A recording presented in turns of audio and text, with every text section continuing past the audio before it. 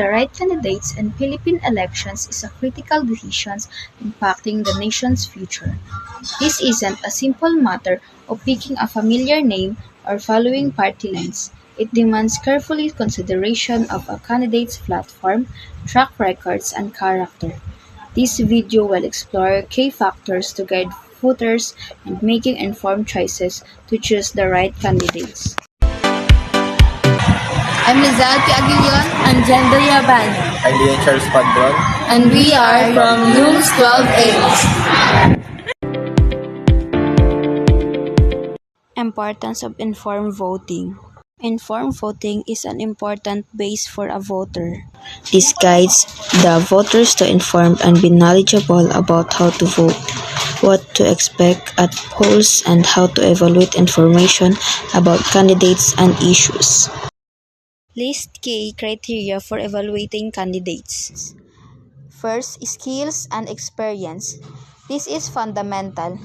Assess if the candidates possesses the technical abilities, knowledge, and practical experience needed for the roles.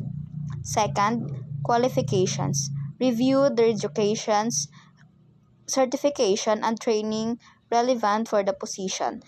Third, communication skills. Effective communication is essential. Look the candidates who can clearly articulate their ideas, actively listen, and collaborate effectively. Step-by-step guide on registering and voting.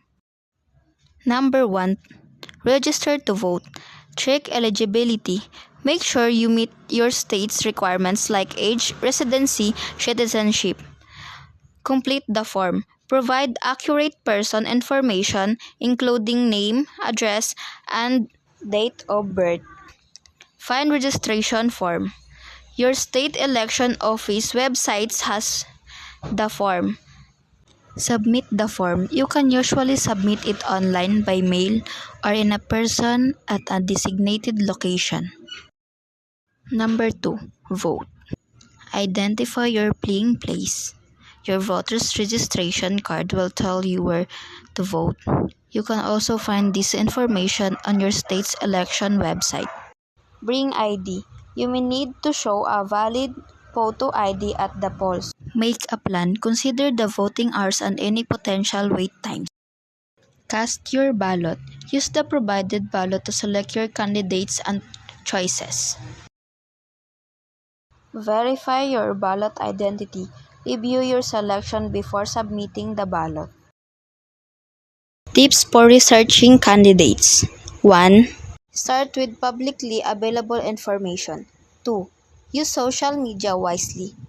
3. Check for online presence. 4. Verify information. 5. Consider your goal. 6. Use research tool. 7. Respect privacy. And that's the end of our presentation. Members: Janbel Abanyo, Lizal Aguilion, and Ian Charles Padron.